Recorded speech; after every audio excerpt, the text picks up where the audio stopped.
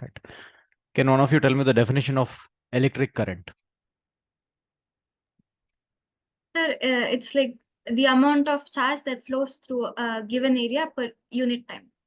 Okay, fine. Charge flowing through a cross section per unit time. Okay. So basically you can say it is the rate of flow of charge with respect to time through a cross section, of course. Okay. Rate of flow in general, rate of change or rate of doing work or anything is of two types. There are two types of rate. One is average rate, the other one is instantaneous rate. Okay. Like velocity is rate of change of position with respect to time. So you can define an average velocity and an instantaneous velocity. Okay. Similarly, acceleration, rate of change of velocity with respect to time.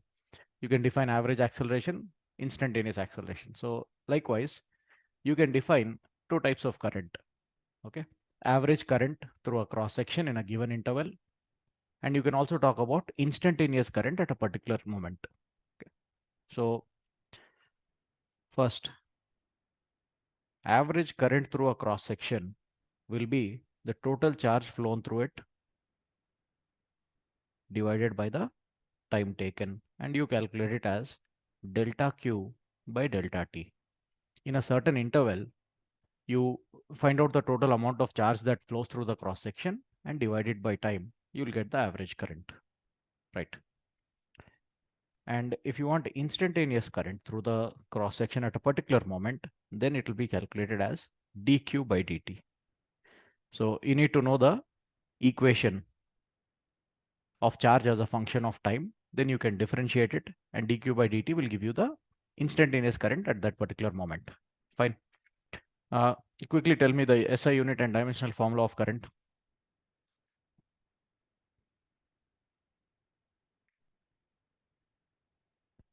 SI unit and dimensional formula of current.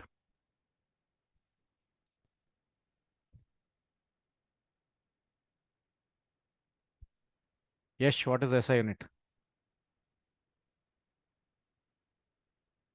Yeah, Seshan, good evening. Yeah, we just started the chapter. Okay, current electricity. We are just discussing the definition of current. Eh? You all completed the chapter without knowing the unit of this quantity. Sir, it is Sir, coulombs per second, sir. Coulomb per second. Okay, fine. You can write it as coulomb per second, but ampere. Fine, fine.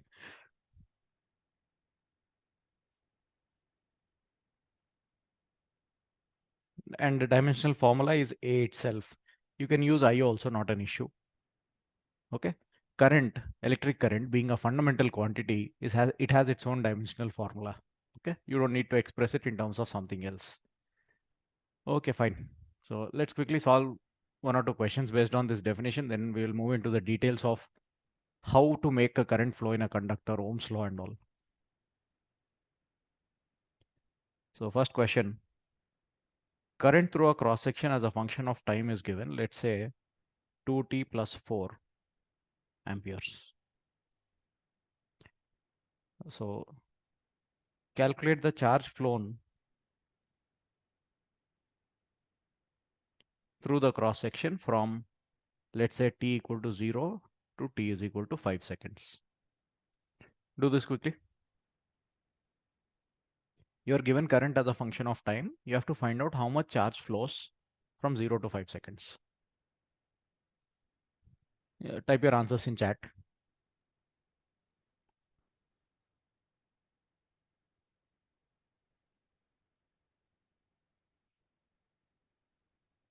You simply need to use the relation of how current depends on charge, or how current and charge are related.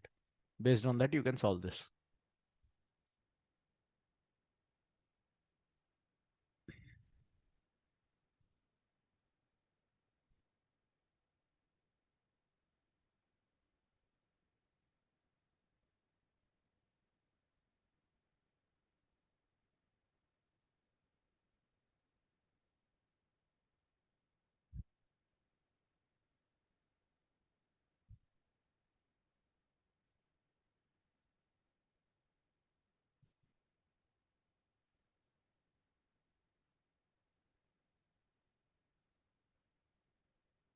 Okay, Anugraha, your answer is correct only.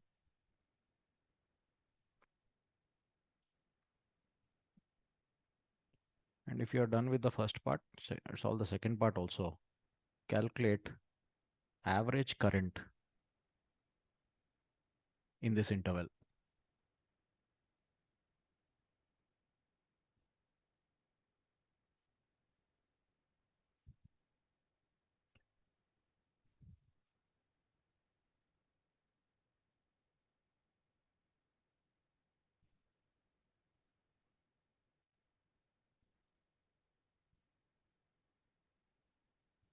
I got answer from only one of you. No, it is. I got one answer as 30 coulombs. That is not correct. Okay, 45 is the correct answer. Hmm. Isha, can you tell me how you are trying to solve this?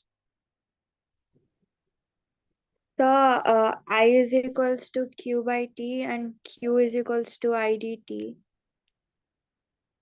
Okay, Q And is then equal to I. What did you say? Q is equals to I dt. Like the Okay, okay. See, the correct way to say would be I is equal to dq by dt. okay. So then dq becomes I dt. dq, as the term suggests, it's a small amount of charge. Okay, that flows in a small interval dt. So in a small time dt, the charge flowing is dq. Now, if you want the total charge flown, you'll have to integrate the small charges that flow. So it will be integral I dt. Okay, good. So integral 2t plus 4 dt. But did you not get the answer? No, sir. Okay, are you comfortable with integration? Yes, sir.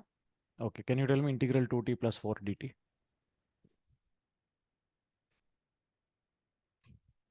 You can split this into two parts if you want. Integral 2t dt plus integral 4 dt. And we want the charge flown in the interval 0 to 5 seconds. So the limits will be from 0 to 5. Okay. So integral 2t, you put the 2 aside. Integral t dt becomes t square by 2. Okay.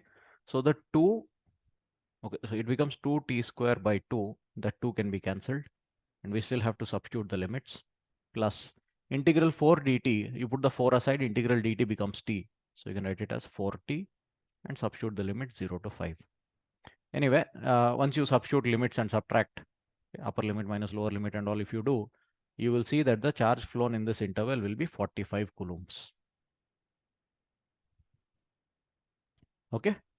And can one of you tell me why we should use I is equal to dq by dt to solve this problem and why not q by t?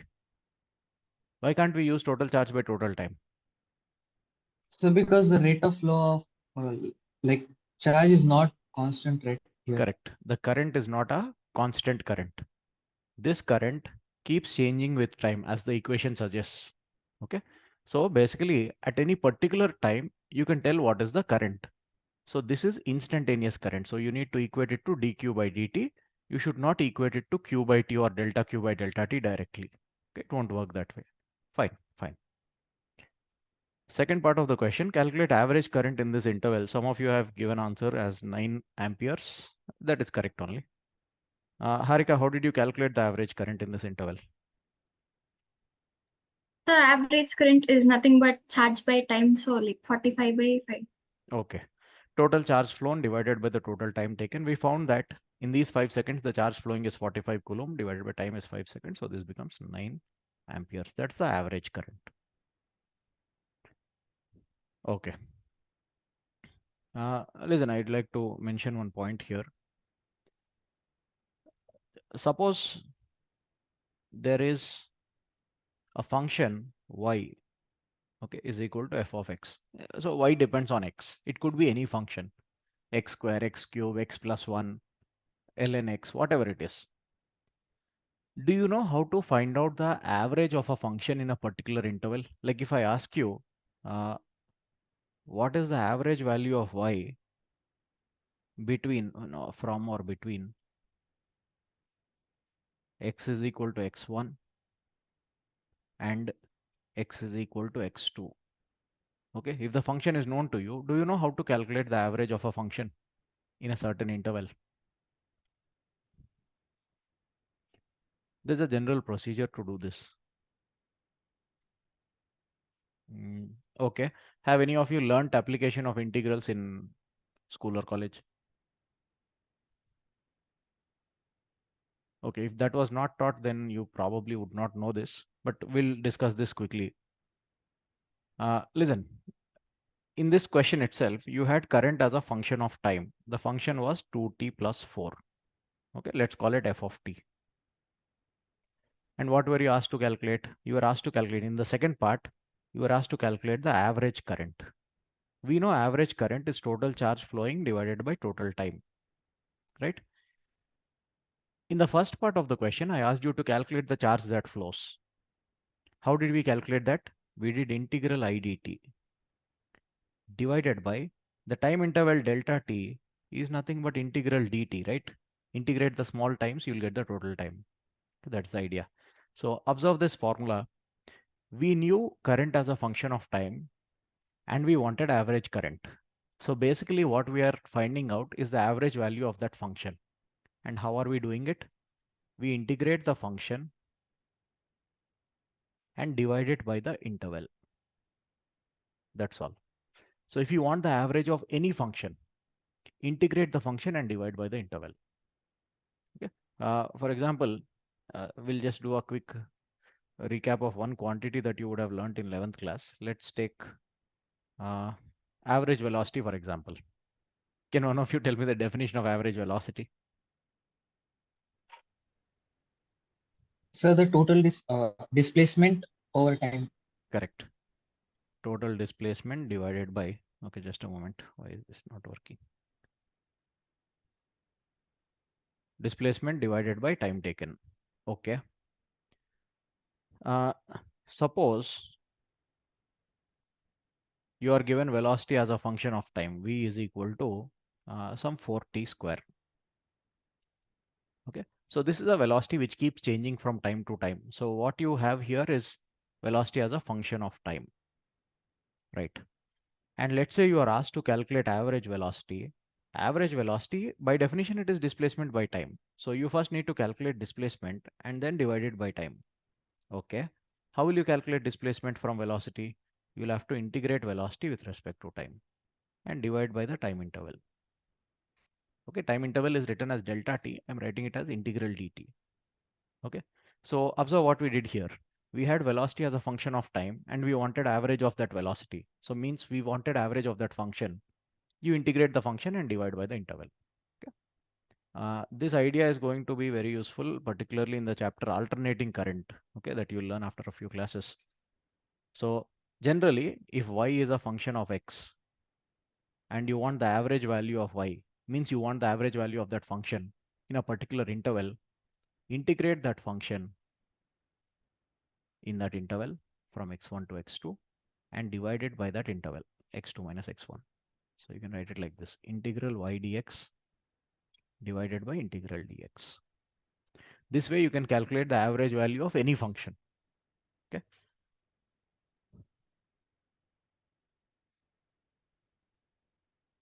Let's try one question like this. Suppose current as a function of time is given as, let's say, 2 plus sine t. That's all. Okay. 2 plus sine t. So it's a current which varies with time, obviously. I want you to find out average current from 0 to pi by 2 seconds. Okay. Try this, all of you.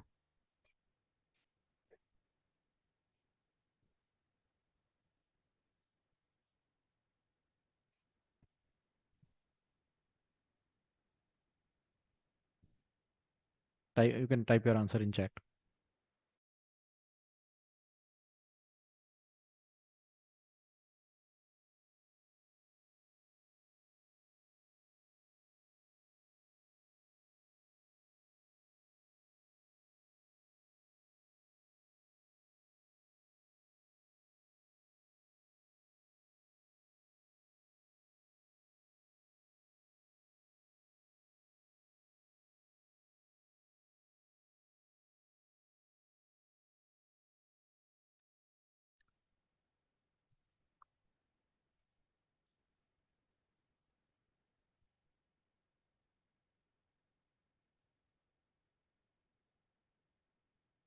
You have the current as a function of time, and if you want average current,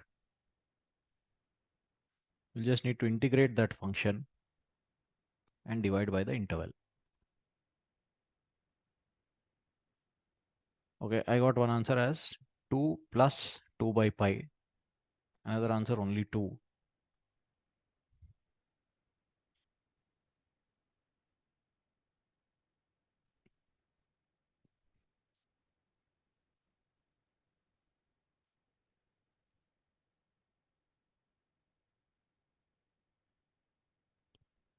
Only 2 I don't think is correct.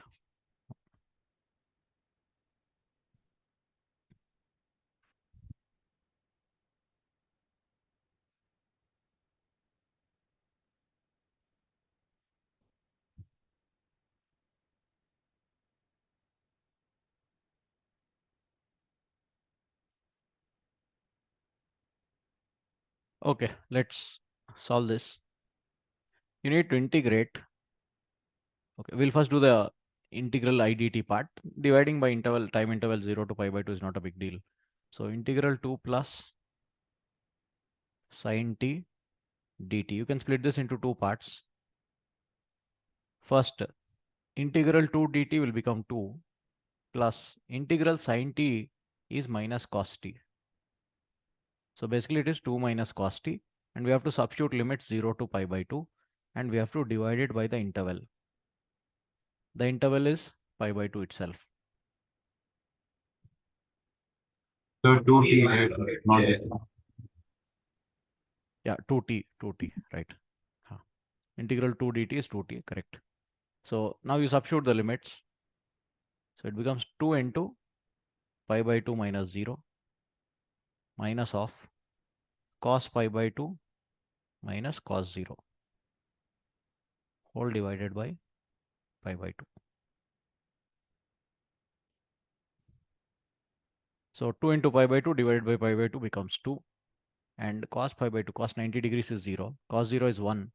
Minus of minus 1 becomes plus 1 divided by pi by 2. So effectively it becomes 2 plus 2 by pi amperes. That's the average current in this interval.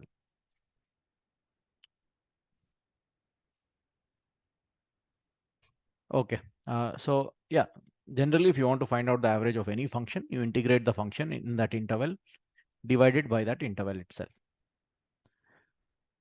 Okay. And Seshank, you gave the answer quite quickly, but a few days back you were saying you are not so good in integration. You have done this integration very comfortably. I have a definite integral test in school 3 days. So I've been preparing that. Also.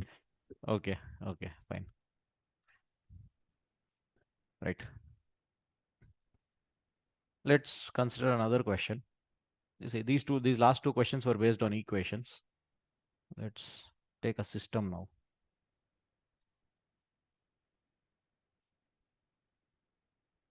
Suppose there is a positively charged rod. Okay, it is uniformly charged.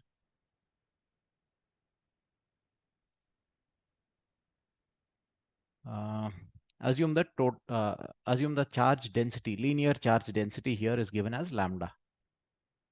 What do we mean by linear charge density? Charge per unit length. Total charge by total length you can take, or dq by dl also you can write. That value is known to us. Okay. Assume this rod is being moved to the right with a speed v. See, it's a charged rod. If you move the rod, it's like you are moving the charge. And if charge is moving, it's a current. Okay. So I want you to find out how much is the current through this cross section. Okay, the dotted line that I have drawn, how much current flows through it at this particular moment when the rod is being pulled with a speed v. What is the current passing through that line or cross section you can take? Think about it.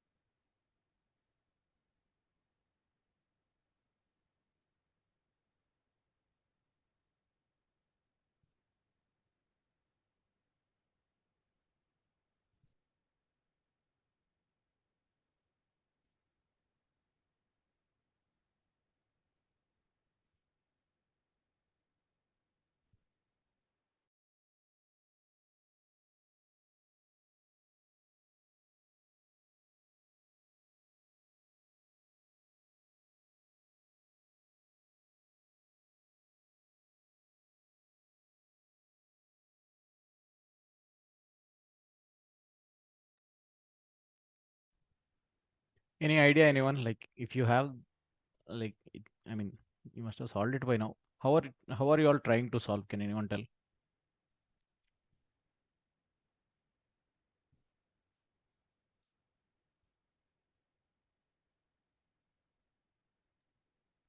So like, can we do it as like if we take F equals to QE and we substitute the charge in the electric field of the rod and we equate it to No, mv no, no, squared by no, no, no, no, no, no. no, no. That you will do if a charge is moving in some other electric field. Okay. Oh, Here, the charged rod itself is moving, and we have to find out the current due to that. So you can't take the electric field produced by this rod and imagine some other charge is moving in that field. No.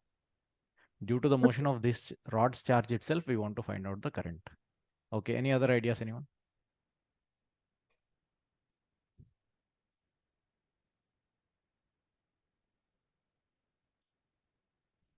Okay. So yeah. So you need to calculate current at this moment, right? By definition, current is dq by dt. The small amount of charge that flows divided by the small time interval that it takes to flow. So imagine the charge flowing. Now at the given instant, the rod is in this position, that is fine. At the next instant, the rod will move to, I mean, it will move a little ahead. Let me draw that new position. Just a moment.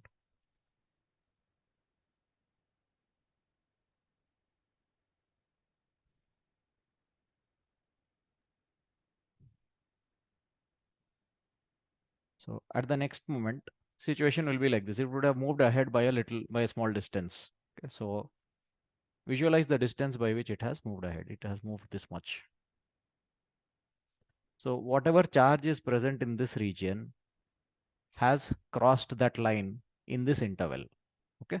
So this is at t equal to 0. This is at t is equal to dt. So in a small time, that shift has happened. And when the rod shifts forward, some charge crosses that line. The charge in that region is what you should take as dq. That's the charge that has crossed the line, right? You have to imagine this happening. And see, not just in this case, in any case, if you want to find out the rate of change of something, you should get used to imagining a short interval in which the system moves. Okay, so here in a short interval dt, the rod moves forward a little bit. Fine.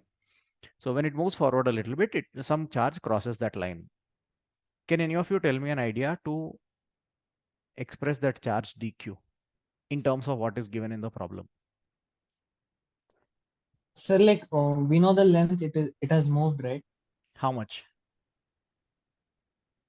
We Um, have to we have to make use of the length that it moves. So the length of this part, let's call it dl. How will you write it in terms of what is given in the problem? dl, dq are not given in the problem. Lambda is given, v is given. Lambda d. Lambda dl becomes dq. dq, correct.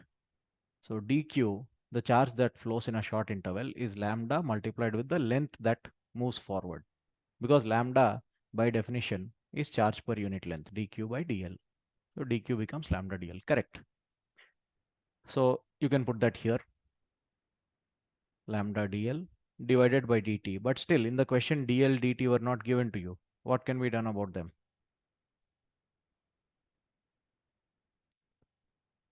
You have to express it in terms of speed. It obviously depends on speed. No, see how much charge moves across that line depends on how fast the rod is moving. If the rod moves slowly, only some amount of charge will flow. Only a small amount of current will be there. If the rod moves fast, then more charge will cross that line. It will result in a greater amount of current. So it should somehow depend on speed as well. Sir, can we write it is dl as v into dt? Correct. That's all.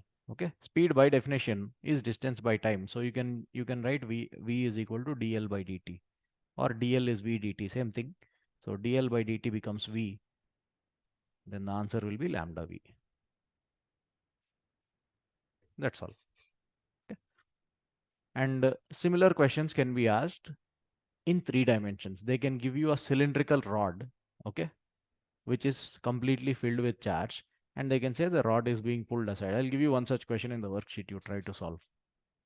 Okay, so that is about the definition of current, rate of flow of charge, how quickly charge flows through a cross section. Okay, so rate of flow with respect to time. Fine. Now tell me, what kind of materials support current, support the flow of current?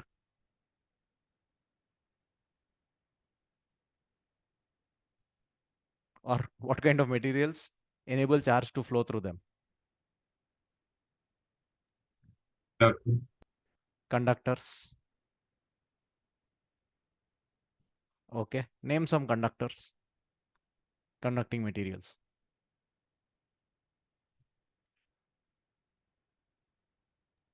metals, salt water, Metals. Okay. Uh, if you're talking about solid conductors, then yes, metals. Which is the best conducting element in terms of electrical conductivity?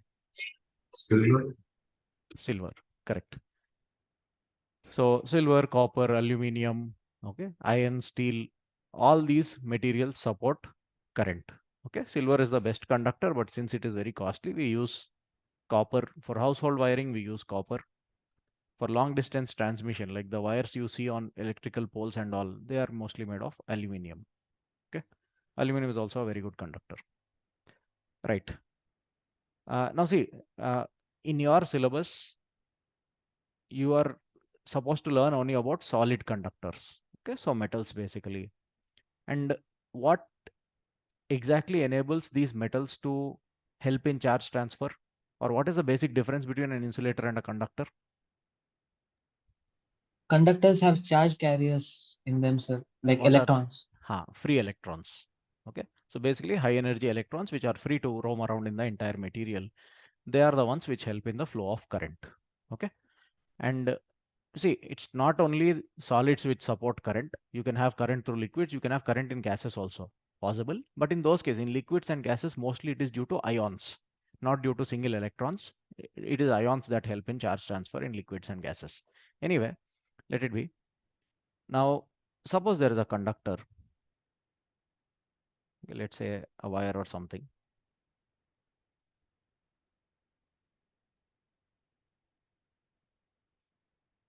Now, conductors have charge, like any, if there is matter, there is charge, right? Assume this is a neutral conductor. Being neutral means there is equal amount of positive and negative in it. And out of the negatives that are present inside it, some negatives are free to move around. Okay, they are what we call as conduction electrons. So, the material as a whole is neutral. There are protons, there are electrons. Protons are inside the nucleus. Most of the electrons are also held in the inner shell orbits, inner orbits. Only few electrons are available for conduction. Okay, compared to the total number of electrons. Right. Now, let's say you want to set up a current in this. You want to make current flow. How to do it? How can we make charge flow? Anyone? By creating a potential difference. Okay. Creating a potential difference means applying an electric field, right? So imagine you create an electric field like this, say towards right. What will the electric field do to this conductor? Someone else, like Anugraha, can you tell? The charges in the conductor get rearranged. Okay. Which charge moves which way? Positive charge gets aligned in the direction of electric field. Positives get pushed in the direction of the field and negatives will get pulled in the opposite direction. Correct. Till when will this happen? Until the E net inside the conductor is 0. Till the net electric field inside becomes 0. Correct. So there will be an internal field from positive to negative like this. And once the internal field cancels the external field, this charge movement will stop. And for the internal field to cancel the external field, it takes only, as I said, nanoseconds. So it almost immediately happens. Okay. Now see, while this charge rearrangement is happening, there is a flow of charge. That's okay. There is current. That's fine. But once enough charge is accumulated, the internal field cancels the external field. That means the net field becomes 0. then how do you keep the charges moving? Like we know from everyday experience, we are seeing that as long as the switch is on, the current keeps flowing, the device keeps working. How do we ensure that charge keeps flowing? It should not simply get rearranged and stop moving. No, it should continue moving. How do we do that?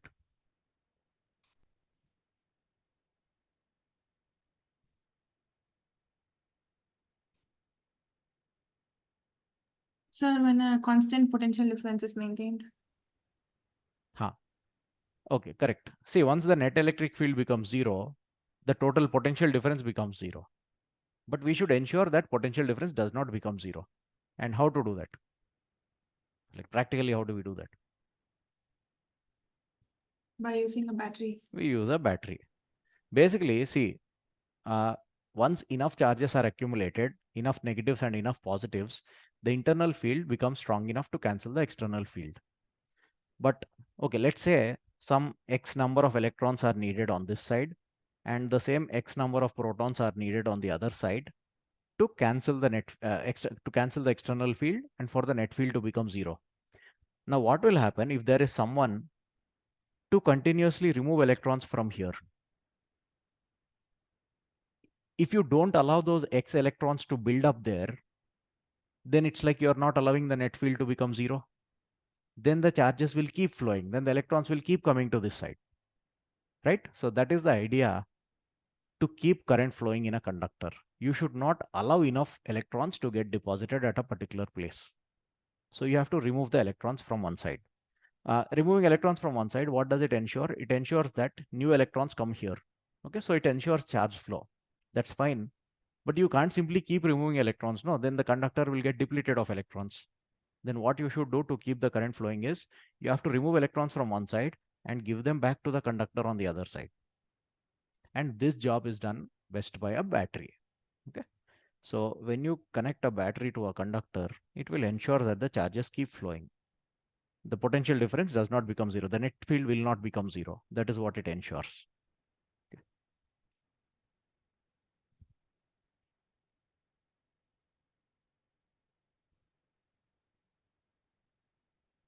The battery itself will create the field and it will keep pumping electrons. Okay. So positive terminal, negative terminal. Electrons flow into the positive terminal and they flow out of the negative terminal. Fine. And see, as I said, in solids, in metals, current flow happens due to conduction electrons. It is the electrons that move. And electron is negatively charged, right? But by convention, okay, or by definition, you can say the direction of current is the direction of flow of positive charges. Okay, they take it like that. We know positive charges mostly don't flow, but still, just to derive equations comfortably and all, they assume if positive charge flows in a particular direction, that is the direction of current. So the direction of current will be opposite to the flow of electrons. If there is a positive charge flowing anywhere, that is the direction of current. If there is a negative charge flowing anywhere, opposite to flow will be the direction of current. So here electrons seem to be flowing anti-clockwise, then current will flow clockwise in this circuit. So it will flow like this.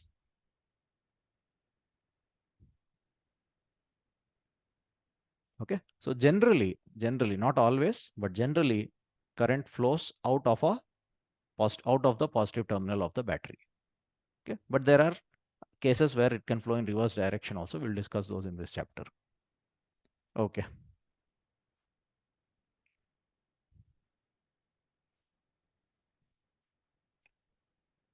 Now, as I said, we are talking about electrons flowing through a conductor. Conductor is a solid material, right? When an electron moves through a conductor in the presence of the electric field created by this battery, do you think the electron is completely free to move? Is it like it's moving through a vacuum or will it have obstacles along the way? So it will have some obstacles. It will have obstacles like what?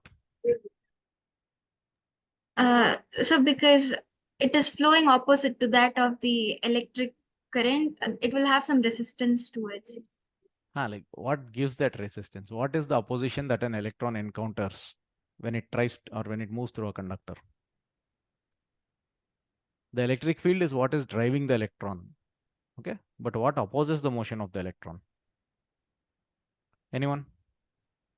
Sir, there are other nucleus. The atoms that are present in the conductor. The conductor is not empty space, no? Our atoms will be there.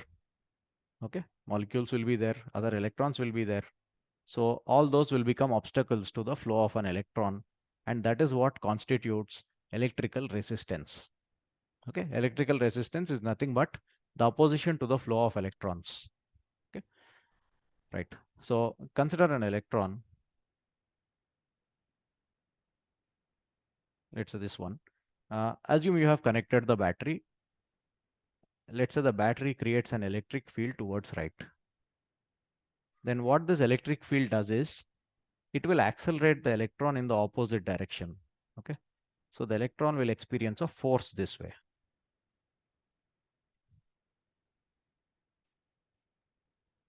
So charge of electron, we'll take it as minus E. We know it is minus 1.602 into 10 power minus 19 coulombs. We'll take it as minus E. The force is F. Then force can be written as charge multiplied with electric field. In this case, it becomes E multiplied with E. That's the force that an electron experiences due to the field. Fine. Under the influence of this force, like if only this force is acting, then the electron will undergo some acceleration, ma. F net is equal to ma. That means the acceleration that it undergoes is E divided by m. Okay, but I'll put a star here because this is the acceleration of the electron only when the force of electric field is acting on it. When other forces act, this acceleration will get disturbed. Okay.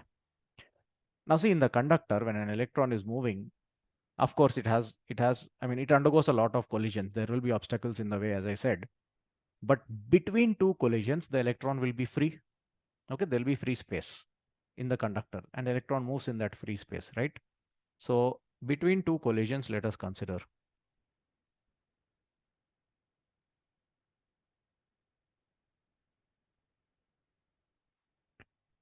assume the electron has an average time tau between two collisions. Okay, that's the first assumption we are taking. Can any of you tell me the name of this time? Like this term has a name. Sir, is it relaxation time? Relaxation time, correct. So basically that's the average amount of time that an electron has between two successive collisions. Is it necessary that an electron always gets this amount of time between two collisions? My question is it necessary that the electron always gets a fixed amount of time between two collisions? No, sir. No, sometimes it'll get a very short interval, sometimes it may get a longer interval, depending on how it is moving and depending on how tightly the molecules are packed. Okay, so there are several factors on which this average relaxation time depends. One factor is the packing of the atoms. Okay, now one of you tell me, consider two situations. One in which the atoms are very tightly packed, means density is very high. Another situation in which the atoms are loosely packed, far away from each other.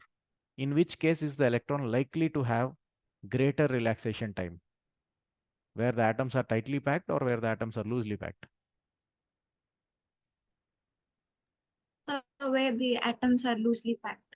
Obviously, if there is more space between the atoms, the electron is likely to have more time between two collisions because it has to travel a greater amount of distance.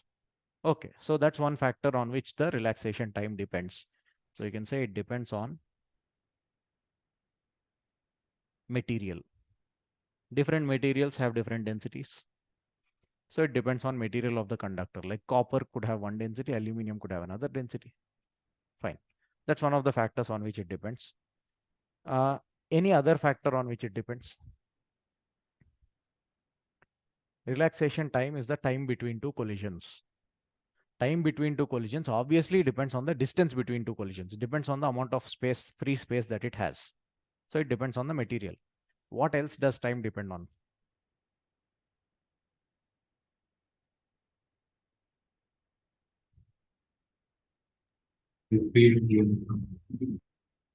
Can you tell properly? It was not audible. The speed of the traveling Speed, particle. speed, correct. Speed of the electron. Okay. Obviously, see, just because distance is more doesn't mean it will take more time always. If the electron is moving too fast, it can cover that greater distance also in a short amount of time. So, relaxation time that an electron has depends on how fast that electron is moving. Now, why should an electron move?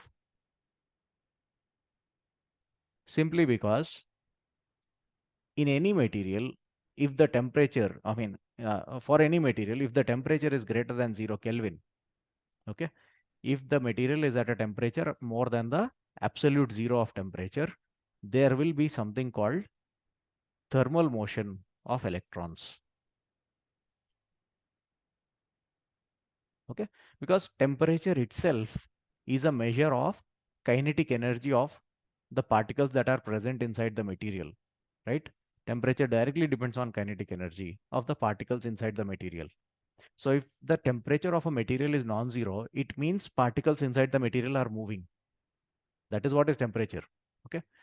So any object or any metal, whatever it is, which is at a temperature greater than 0 Kelvin, will have electrons moving around randomly in it. Okay.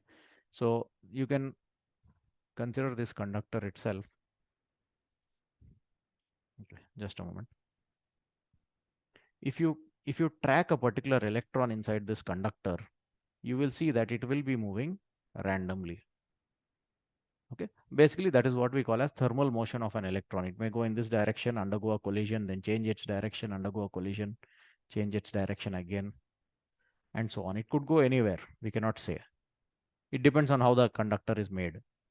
Okay, so this is what we call as random motion or thermal motion of an electron. Not just this one electron, all the electrons will be undergoing thermal motion. By all electrons, I mean conduction electrons. In this chapter, when we say electron, we are only referring to conduction electrons. Okay, because they are the ones which participate in the flow of current. So this other electron may be moving like this first, then it may go like this. It all depends on how they undergo collisions and all. Right? So that thermal motion will definitely be there at any temperature more than 0 Kelvin.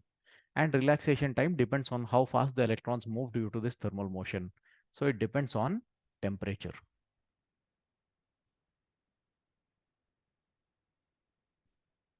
Greater the temperature, greater this random motion, greater the speed of random motion of an electron. Okay, or greater the speed of thermal motion of an electron. Fine. So without applying an electric field, without connecting a battery also, there will be moving electrons inside the conductor. And electron is a charged particle. If they are moving inside the conductor, then will they give rise to a current on their own? We know that electrons will be moving at a temperature more than 0 Kelvin. And if electron is moving, charge is moving, then it should give rise to a current. Does it? No, sir. Yes, why not? So suppose we have these two electrons, right? Yeah. We can consider a case like one electron moves to the right and one moves to the left, so the average will Correct, be zero. correct, correct.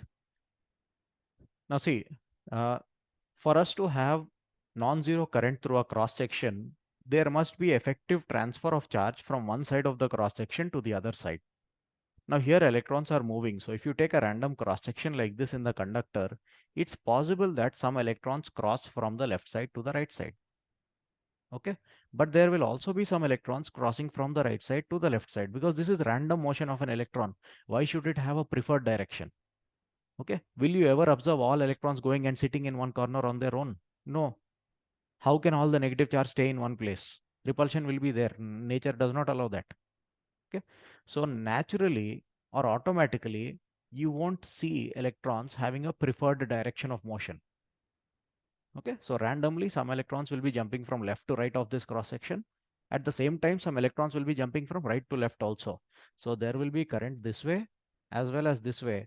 Then the net current through the cross section becomes zero. Net current is zero due to thermal motion, because it is random in nature and there is no preferred direction. So the amount of electrons going from left to right on average will be equal to the amount of electrons jumping from right to left. So it won't constitute any significant current in the conductor. So if the current in a conductor is 0, it doesn't mean electrons are at rest. Only when temperature is 0, you can say electrons are at rest. As long as temperature is non-zero, electrons will be moving, but they don't have a preferred direction of motion. That's why the net current is 0. Okay. So let's say between two collisions, the average time that an electron has is tau. It depends on factors like material temperature. Okay. Now, as we discussed, due to thermal motion, we won't find any net current through the cross section of the material. If you want current, what you should do is you should make the electrons prefer to move in a particular direction. You should force them to go in a particular direction. And how do we force electrons to move in a particular direction? By applying an electric field. So let's say an electric field E is applied.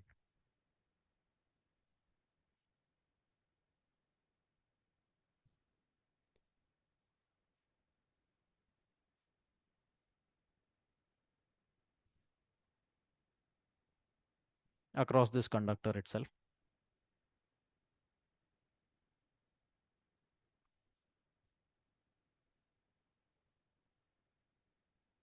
Consider one electron. Now it will have random motion. It will always have random motion. But if you apply an electric field, assume the electric field is applied towards left.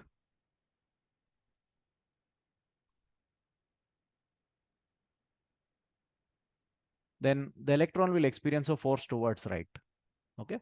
But simply because the force is towards right, it doesn't mean the electron will strictly move to the right. Okay. It has random velocity. It undergoes collisions. So what will happen is the electron will still undergo random motion, but effectively that random path that it follows will be drifting to the right. Okay, it doesn't mean it will never move to the left after this. It will, but as a whole, after some time, if you see, you will find the electron somewhere on the right side. Okay, so we say that the electron drifts this way.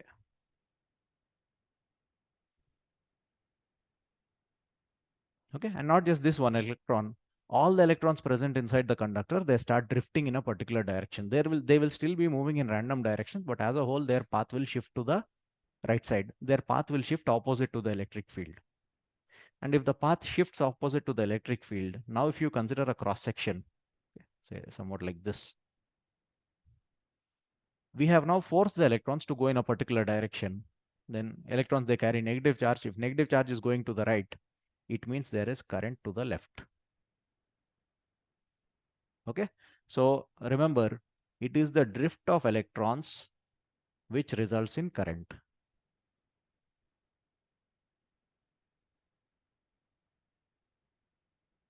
through the conductor. Okay, random motion does not give rise to current. It is only the drift of electrons. And what causes electrons to drift, or what makes them drift? The electric field that we apply. Okay, so if you want to write an expression for the amount of current that will get produced in a conductor, you don't have to consider the thermal motion of electrons. Okay, so due to the electric field, what velocity the electrons get, that velocity is what makes current flow through the conductor. Okay, that velocity is what results in the current. Okay? So we call that velocity as drift velocity of electrons.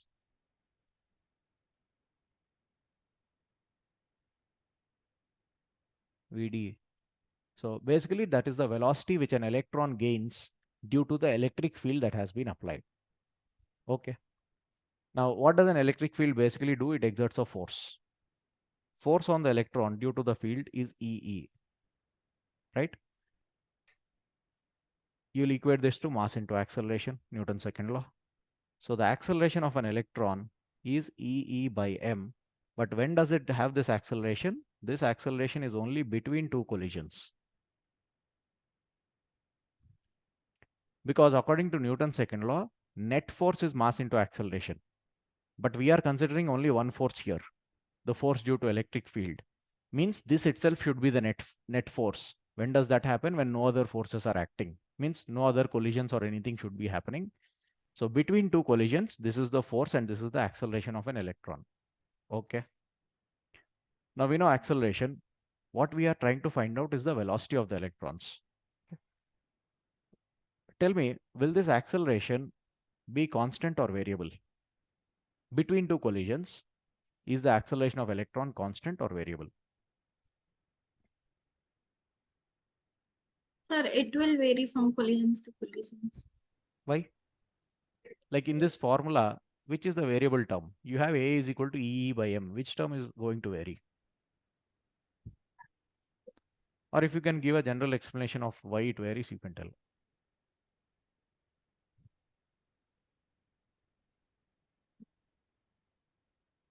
Anyone?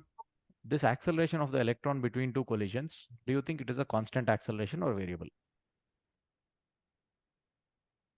Constant, sir. Okay, how do you justify that? See, just look at the formula. Because, sir, Hard. both the E and M all are constant. Okay, that's all. Okay, small e is the magnitude of charge on an electron. We cannot change that. Electrons are built with a fixed amount of charge. Okay, so small e is constant. M is mass of electron, that is also constant. Capital E is the electric field that we have applied.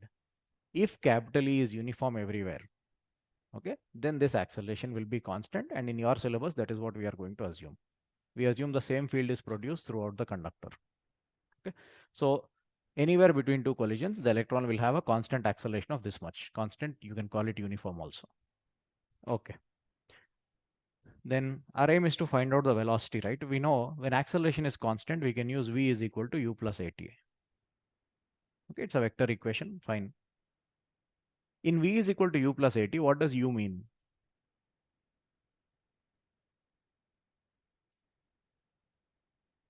Initial velocity. Initial velocity. Okay, and t is the time interval. That's fine. Now see, between two collisions, we know the acceleration. Okay. Let's say an electron has just undergone a collision. Okay. There is an important assumption we make. Whenever an electron undergoes a collision, the assumption is that it loses all its drift velocity. Okay. The thermal velocity may still be there, but whatever velocity it gains due to the electric field, that will be lost the moment an electron collides. Okay, that is an assumption that we make in your syllabus. Okay. Of course, it need not be true, because for an object to completely lose its velocity, it should undergo a perfectly inelastic collision. There are conditions for it. Okay, but those are for higher studies. At this moment, we'll assume that whenever an electron collides, it loses all the drift velocity that it gained till then. Okay, so suppose a collision has just happened. Electron loses all its velocity. That means it must start from rest until it undergoes the next collision. So between two collisions, remember, the initial velocity of an electron will be 0. Okay, this is based on an assumption, and whatever we are going to derive now after this is based on that assumption. So between two collisions, the initial velocity is 0, and the average time that an electron has between two collisions is the relaxation time. Okay, therefore, the speed that it gains between two collisions will be acceleration multiplied with the relaxation time. Acceleration is E by m into tau. That's the speed it gains before it undergoes another collision. And this is what we call as drift speed of the electrons.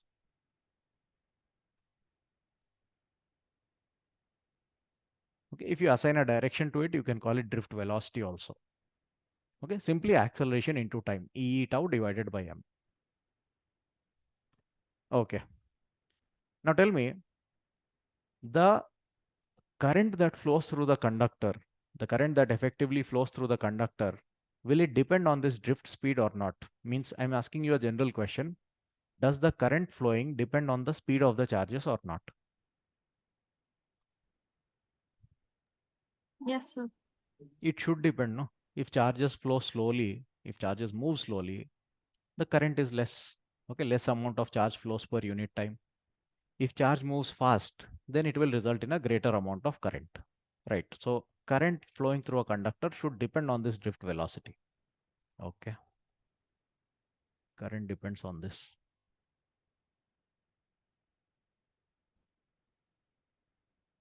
Now let us go back to that rod question that we discussed. Yeah, here we saw that current depends on the speed. That's fine, but consider two rods.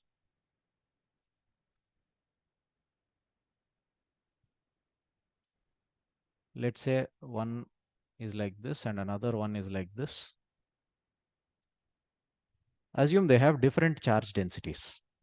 Let's say one of them is very densely charged. The other one is like rarely charged, you can say, or less dense. Fine. Assume both of them are being pulled to the right with the same speed. The upper rod has greater charge density than the lower one.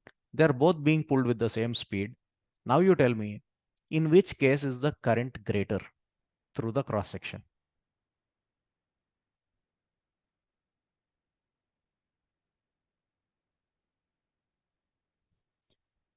In which case do you think there will be more current passing through that line? Or if you think it will be same, you can tell. Sir, the first case. First case, how do you justify that? More charge flows through the cross-section per unit time. Okay, simple.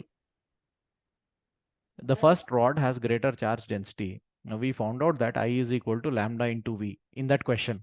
Okay, so if V is same in both cases, but in one case lambda is greater, charge density is greater, then in a given interval of time, more charge will pass through that line because of that rod. Okay, so greater the value of lambda, greater will be the current. Fine. So speed is not the only factor on which current depends. It depends on the density of charge. Fine. So let us discuss this. Now see, in reality, we don't have linear charge distribution. They are always volumetric. In real life, every object is three-dimensional, right? So let's consider a cylindrical volume.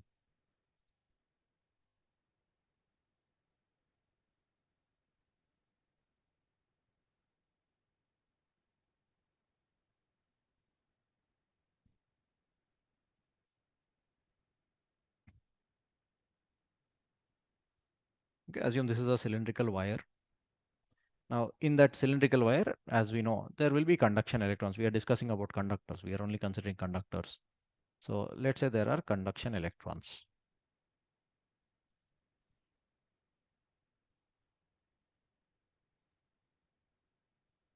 Fine. Assume its area of cross section, any random cross section you can consider. Let's say the area of cross section is A, and let's say its total length is L.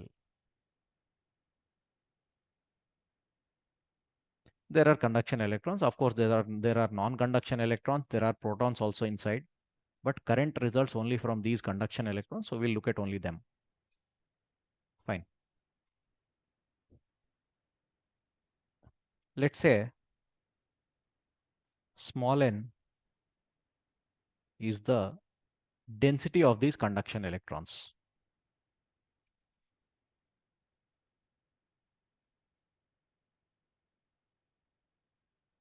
Okay, this is a very important thing. Generally in questions, they call it as density of charge carriers or simply electron density, they will say. But when we are saying electrons in this chapter, we are referring to conduction electrons. So let n be the density of these conduction electrons. Now in 3 dimensions, means in a volumetric distribution, density means concentration per unit volume. Okay, so you can say n is the number of conduction electrons per unit volume. Fine. So that's the volumetric density of electrons in this material. Now you can write that as number of conduction electrons divided by volume is area into length. Okay, I'm assuming in uniform area of cross section. So area into length, you can take it like that. Then you can say volumetric density is, see, can any of you tell me what n by L will become? Number of electrons divided by the length.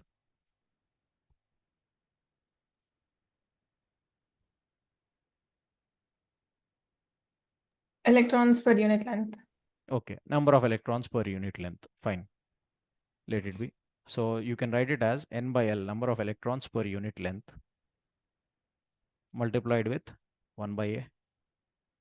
Okay. So n is the number of electrons, and we know each electron has a charge E. Therefore, the total charge in this will become Ne. That is the charge divided by the length. Okay, wait. We'll introduce that later. Or multiply with E on both sides.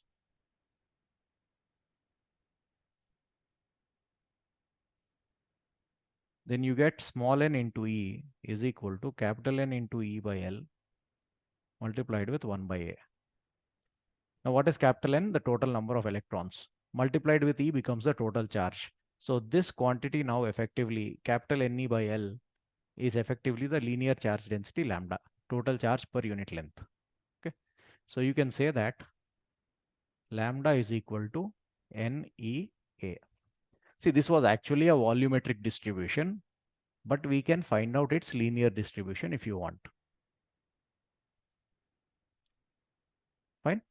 So small n is the number of electrons per unit volume. So small ne is actually charge per unit volume. So that's the charge density. If you know volumetric charge density, okay, actually you can write this as rho, volumetric charge density. Just a moment. In this chapter, we use the symbol rho for resistivity. So let's not use that here. Let's call it as D itself. Charge density. Volume charge density is equal to lambda. What is lambda? Linear charge density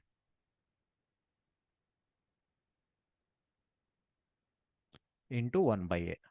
Or you can say linear charge density is volumetric charge density into area. Simple. Okay. So we got lambda, and we know the speed with which the electrons move. Okay, that is the drift speed, right? Due to the electric field, the electrons gain this speed called drift speed. That is what actually results in current. So that's the speed with which the charge is moving. We know the speed with which the charge is moving, and we know the linear charge density in terms of the volume charge density. Therefore, we can now write an expression for current in the conductor.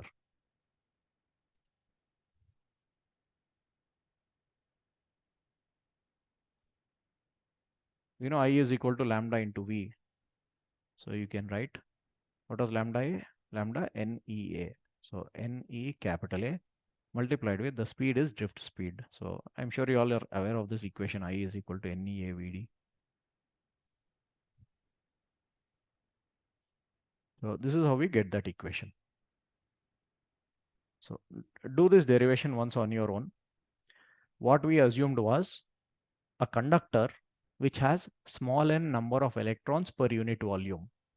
If it has small n number of electrons per unit volume, then it will have small n into E charge per unit volume. Okay. And charge per unit volume, we wrote it as charge per area into length. Charge per length is lambda. So you get lambda is equal to NEA. Multiply that with speed, you get the current. Okay. So I is equal to NEA VD.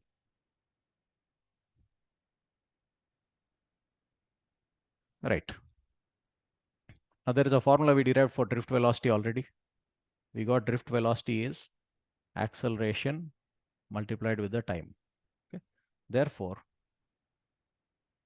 the current through the conductor becomes NEA multiplied with, in place of drift velocity, I'll now write E tau divided by time, divided by mass. It becomes NE square EA tau by M. You don't have to remember this, but do the derivation once on your own so that you can derive this expression whenever necessary. Right. Now see, generally, have you ever seen or have you ever built a circuit, any one of you? Yes, sir. How? What are the components you used? What are the parts you used? batteries, wires, and a device which will use that power. Okay, it may be a bulb, whatever it is, bulb or a small speaker, anything. So generally a circuit, usually the circuits that we use, we have a battery. Through wires, we'll connect it to the device. Correct. The battery's job is to produce the electric field. But on the battery, will you ever see the electric field value written? Does any battery tell you how much electric field it produces? No. What will be specified on a battery generally? Its voltage, sir. Voltage. The potential difference that it creates will be mentioned. Okay. So we'll have to write this expression in terms of the potential difference. How is electric field related to potential difference? Anyone? E equals to V by D. V by D. If it's a uniform electric field, you can write potential difference divided by the length. Okay. I'll just call the potential difference as V for now. But remember, V indicates difference in potential, not the potential at one point. Okay. So just for convenience, we are writing it as V. It's actually delta V. From this, okay. If E is V by L, then you can substitute that in the expression for current. Then you get I is equal to N E square tau A V, capital V, divided by M L. Okay. Fine. This is a lengthy expression. As I said, you don't have to remember this. But see, A is the cross-sectional area of the conductor. L is the length of the conductor. These are geometrical factors. Put them aside. V is the voltage that you applied. Put it aside. So you can write it as N E square tau by M. That is one term. Multiplied with A by L. That is another term. Multiplied with the potential difference. Capital V or delta V. Fine. So we can write V is equal to I into the remaining terms, ml by n e square a tau. And this is what we call Ohm's law. Okay. Can anybody tell me the Ohm's law? Tell me the mathematical form of Ohm's law. Just the formula for it.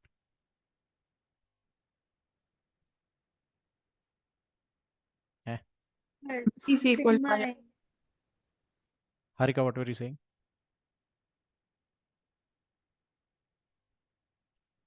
Okay. Say delta V is equal to IR. Fine. If you apply a potential difference across a conductor, delta V, then there will be some current I flowing in it. And that delta V current are related as delta V is equal to I into R. So this term is what we call as R, the electrical resistance of that conductor. Okay. So this is what is Ohm's law. V is equal to I R. Now see, this formula has been derived based on some assumptions, right? So Ohm's law comes with those assumptions automatically. Okay. While deriving this formula, we assume that after every collision, the electron loses all its drift velocity. Only then this formula, you'll get this formula at the end. Otherwise you won't. Okay.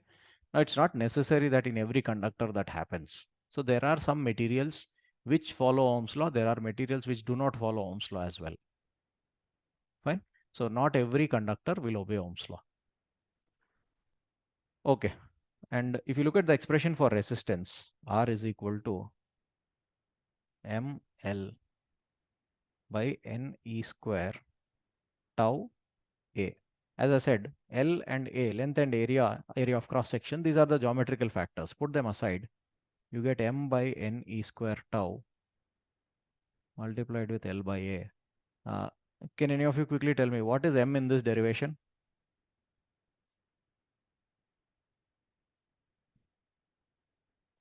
In this entire derivation, what was M?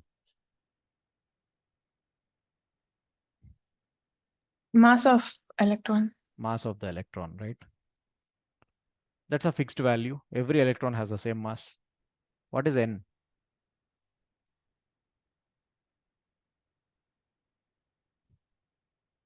What did we assume small n was? Number of electrons per unit length. Per unit area, volume, not length. Okay. Per unit volume. Small n is the density of conduction electrons. Okay. So it's called the electron density, volumetric density, not linear density. Okay. So small n is the electron density.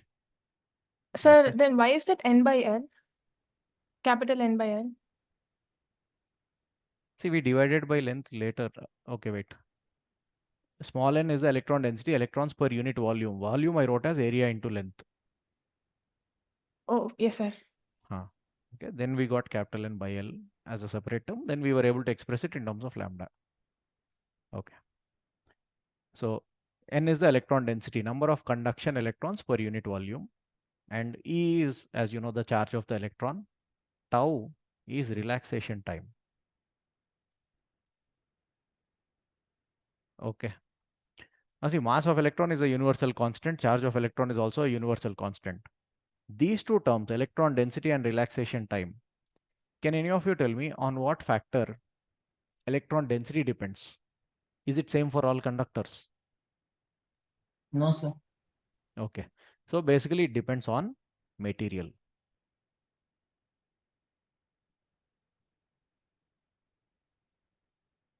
Okay.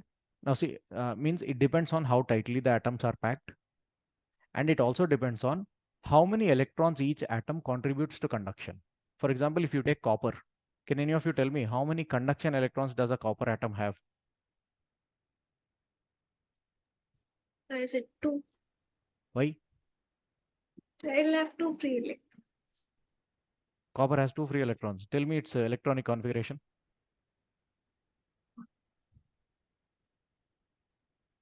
What is the atomic number of copper? 29. Okay, so 29 electrons, how will you arrange? Tell the configuration. In innermost shell, how many electrons can you have? 2, 2 electrons. Okay. Next shell, how many electrons can you have? 8, 8. 2 plus 8, 10 are over. Third shell, how many electrons can you have? 18, sir. 18. 10 plus 18, 28 are over. Then in the outermost shell, only 1 will be left, no? Copper has only 1 conduction electron as far as I know. Okay. Anyway, so suppose the conductor is copper. It depends on how tightly the copper atoms are packed. And it also depends on the fact that each atom contributes only 1 electron. So number of atoms per unit volume will be equal to number of electrons per unit volume because each atom gives only 1 electron. Suppose there is some other material which has 2 conduction electrons per atom. Then in that material, if there are, let's say, 10 power 25 atoms per unit volume, then you will have 2 into 10 power 25 electrons per unit volume. Okay, so electron density depends on the material. It depends on density of the material. It also depends on number of atoms, number of electrons that each atom contributes. Anyway, finally it depends on material only. What about relaxation time? What are the factors on which it depends? We had discussed this already. So the material, the speed of the electron.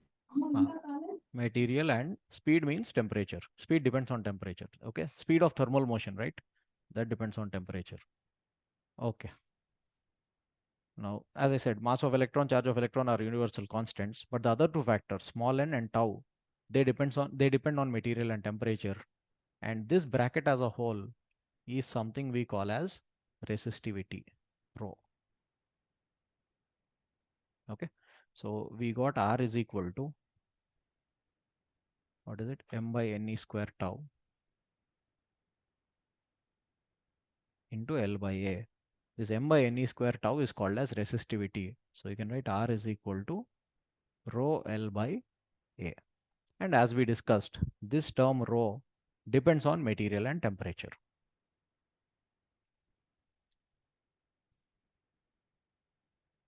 And you have to multiply that with length divided by area.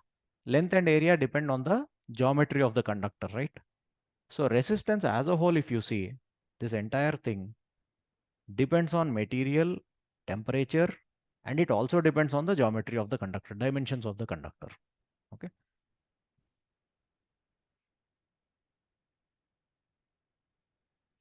Material, temperature, and dimensions. So every copper wire may not have the same resistance because dimensions can change from wire to wire. But every copper wire will have the same resistivity because the material is same, provided the temperature is same, of course. Okay. So remember this. So R is equal to rho L by A, or you can also write rho is equal to RA by L. This equation is quite frequently used, but it's slightly misleading. Based on this equation, many students tend to tell, or they tend to say that resistivity depends on area and length. That is wrong. Okay. Resistivity depends on material and its temperature. Resistance depends on resistivity, area, and length. So this is just a way of writing the equation, but it doesn't mean resistivity depends on that. Okay. Fine. So let's quickly go through what all we discussed. First, between two collisions, what happens to an electron? The time is called relaxation time, depends on material and temperature. Then if electric field is applied, it accelerates between two collisions. Okay. The velocity that it gains due to that acceleration is what we call as drift velocity. And drift velocity is what results in net current through the conductor.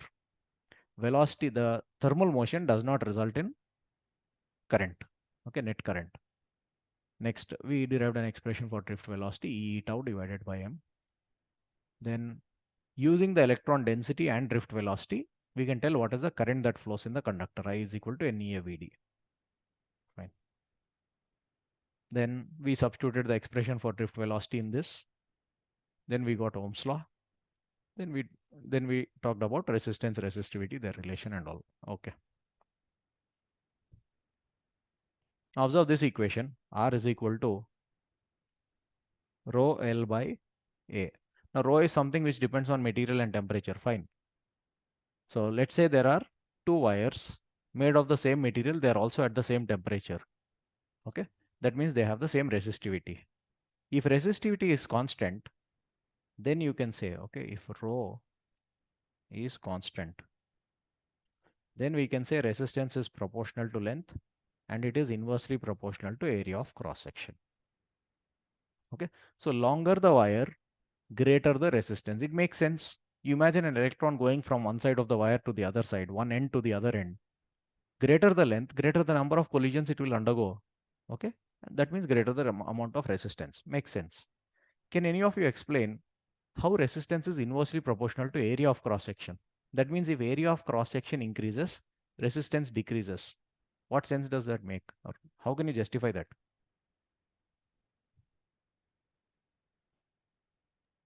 So suppose at an instant we have a cross section area. Hmm. There are three electrons, five electrons flowing through it. Okay. If you suppose it like that. So if the Okay. larger the area, so there will be less chances that they will collide with each other. No, that is not the actual reason. It seems like that, but no. See, if you are increasing the area also, collisions depend on density, how tightly the atoms are packed. Okay, if you are increasing the area of cross section, you're also increasing the number of atoms in that cross section. The free space of electron won't increase. Okay. If you stretch a material, then free space will increase, but we are not doing that here. Okay, what we are doing is we are taking the material as it is, but we are considering two different cross sections, like one wire which has greater cross section, one wire which has less. If you stretch, no, density will change. Don't change density. Okay, a material will have fixed density. If you stretch it, its density will change. That's a different aspect altogether. Okay, it is possible to decrease resistance by stretching like that. Okay, simply if you stretch it this way, the average space between atoms will increase. Electron will have more free space, less chance of collision. What you said is reasonable only, but that's not the question. So let's say the materials are not stretched. They are as they are built. Same copper, you consider copper, both wires made of copper.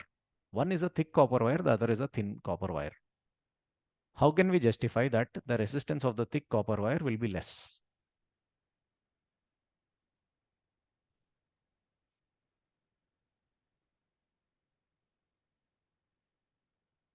The area of cross section is more. So why should the resistance be less? I mean, see, resistance Inversely less. proportional.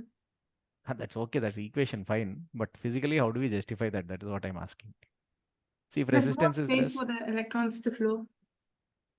okay, okay. See, we need to understand this term clearly. She said more space for electrons to flow. It doesn't mean the atoms are far apart in the upper wire compared to the lower wire. Okay, the atoms are all packed in the same manner in both the wires. Fine. So the gap between atoms is not different. What is different is the number of channels that are available for the electrons to flow. Okay, you consider two cross sections like this. One is a broad cross section, the other is a narrow one. Let's say these black dots are the atoms. Basically, they are the obstacles to the flow of electrons.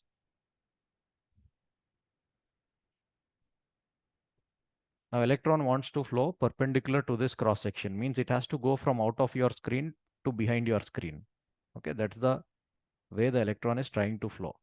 Okay, now I have to maintain the same atom concentration. So what I will do is I'll copy this onto this. So atom concentration should not change, but the path that is available, I mean, the area of cross section should be different. So as you can see, I'm maintaining the same concentration, same gap between the atoms, right? Now you look at the gaps available. Here, there are a lot of gaps for electrons to flow. Okay, just because the area of cross section is more, there are a lot of gaps for the electrons to go from one side of the cross section to the other side, right? So all these orange circles that I am drawing, you can assume them like electrons. Imagine them like electrons. They can go. Here, that number of gaps itself is less. The amount of gap is the same in both cases. The density is same in both cases, but the number of gaps is different. So here, okay, there is a chance for, or there are more channels for electron flow when the area of cross section is wide. When it is narrow, there are less number of channels for the flow of electrons. That's why current will be more when area of cross section is more. Current is more means resistance is less. That is how you can justify how resistance is inversely proportional to area of cross section. Greater the area of cross section, greater the space for electrons to flow. And when we say greater space, we are not talking about space between atoms. Atom spacing is same. Total available space is different. That is what we are saying. Okay. Fine, then we'll stop it here for today. So we talked about resistance, resistivity, Ohm's law, drift velocity and all. See, this derivation is very important. Okay. What are the basic terms that we consider? We consider small n, number of electrons per unit volume. Then we take charge of electron. Then we take drift speed. Okay. And we take area of cross section. In terms of all these, we derive an expression for current. We connect all of them and derive an expression for current. And then we relate current to voltage. I is equal to V into 1 by R. Okay, V divided by R or V into 1 by R. Do this derivation once on your own. Okay, all the assumptions and all you need to remember, because very frequently they ask you questions from this derivation itself. Like if relaxation time is doubled, what happens to drift velocity? If relaxation time is halved, what happens to the current? Okay, such questions are asked very frequently and this derivation is very important. In fact, I think as far as derivations are concerned, this is the only thing you have in this chapter. The others are all formula based only. Okay. So practice this derivation once on your own. Understand every term and every equation thoroughly. Fine. Tomorrow I'll send a worksheet also based on this. How to calculate current, how to relate current to these other terms. Okay. Thank you all. I'm closing the session here. We'll continue on. Sir, I sent you a question on WhatsApp. Can you solve it? Okay, we'll see. Resistors connected in parallel, maximum error in equivalent resistance. We'll do that. Okay.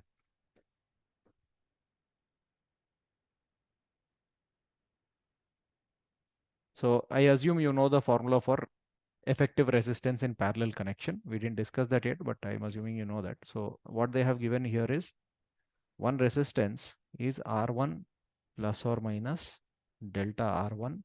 Another resistance is R2 plus or minus delta R2. These are connected in parallel.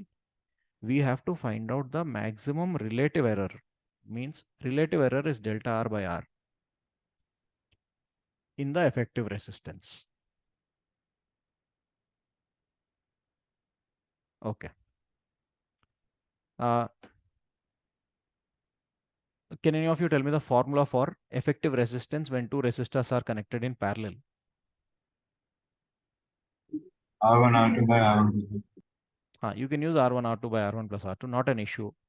But if you solve some problems, you'll understand that for error calculation, this way is better. 1 by R is 1 by R1 plus 1 by R2. Take it like this. Of course, that R1, R2 by R1 plus R2 comes from here itself. Okay. So this is how we calculate effective resistance. What they are asking you to find out is the relative error in this effective resistance, delta R by R. Now see, this is a complicated relation. Why? There is addition and there is division as well. Okay. Now, most of you, like in your 11th, you may have learned how to deal with errors if addition is involved or multiplication division is involved. If both are there, it gets complicated. Okay. But whatever be the equation, whether it is addition, subtraction, multiplication, division, all of them put together, or even some other functions like sine function, tan function, log function, whatever it is, if you want to find out error, in any case, simply use differentiation. Okay. Because see, what is delta R? Delta R is the error in the resistance. Error means a small variation, small change. And small change can be taken as dr also. So effectively what they want you to find out is dr by r. That itself becomes delta r by r. Okay, because errors are supposed to be small, you can take it as dr. So what I'm asking you to do is differentiate this equation. Now differentiate with respect to what? Doesn't matter because it will get cancelled. Let's say you want to differentiate with respect to r or r1 or r2 or with respect to some other variable also, x also you can do. Okay. Can any of you tell me what is the derivative of 1 by r? Minus 1 by R. Minus 1 by r square. Let's say you are differentiating with respect to x. Then it becomes minus 1 by r square into dr by dx. Okay. If you differentiate with respect to r, it is minus 1 by r square. Okay. But if you are differentiating with respect to some other variable, then you have to apply that chain rule. It becomes minus 1 by r square dr by dx is equal to minus 1 by r1 square dr1 by dx minus 1 by r2 square dr2 by dx. As I said, it doesn't matter with respect to what you differentiate because it's going to get cancelled. And the minuses will all change to pluses. That's all. Therefore, dr by r square is equal to dr1 by r1 square plus dr2 by r2 square. That's all. Now they wanted you to find out dr by r only. So send one r to the other side. Effective resistance multiplied with this. Now what are dr1 square and dr2 square? They are nothing but the original errors. Like this is dr1 and this is dr2. So if you want to find out the error in, error of any one of the variables of an equation, just differentiate that equation. You will easily get the error equation. Okay. And one thing you need to keep in mind, errors never get subtracted. Okay. Sometimes if you differentiate equations, no, you may get minus signs. Here, luckily, all the minuses got cancelled, which is a good thing. But suppose there is some other equation. Let's say you have something like this: a is equal to or x is equal to y by z. And you are given the error in y, you are given the error in z, and you are asked the error in x. If you differentiate this, you get dx is equal to, how do you differentiate a ratio? Quotient rule. Z dy minus y dz. Right? This is how you differentiate. Normal derivatives, this is how you do. But suppose these are errors, dx, dy, dz, let's say these are errors, then you should change the minus to plus because errors never get subtracted. Okay. Why errors never get subtracted, that you would have learned in 11th. There is an elaborate explanation for it that we cannot discuss now, but just keep this point in mind. If there's a minus sign you see anywhere, you have to change it to plus when you are calculating errors. Okay, so I think that will give you the answer. I got one more question. What is tolerance? Tolerance is that only error itself. It's a variation in resistance. Okay, for example, you have, let's say there's a resistance given as 10 ohms plus or minus 2%. So this is the variation. No, this is what we call as tolerance. So error in the resistance itself is called tolerance. Sometimes they may give you the error as it is. Sometimes they may tell in percentages. 2% of 10 is how much? 0.2. So it means the resistance is 10 plus or minus 0.2 ohms.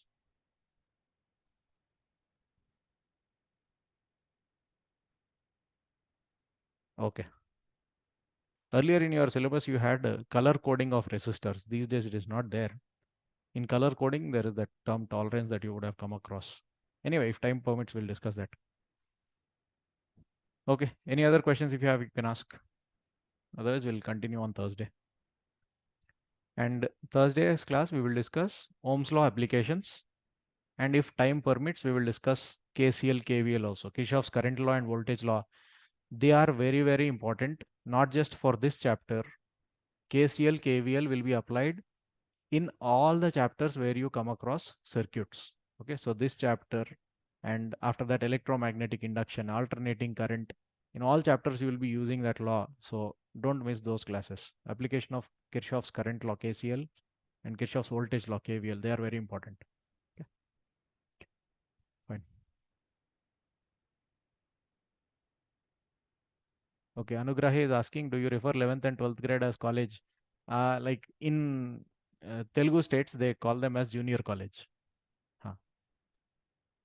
Oh, sir, I did not know. That's why when you asked Yeah, what not an issue. college. Yeah, I know. Usually in CBSE, ICSE, they call it school.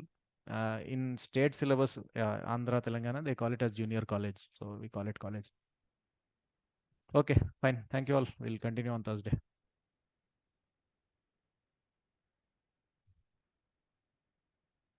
Thank you, sir.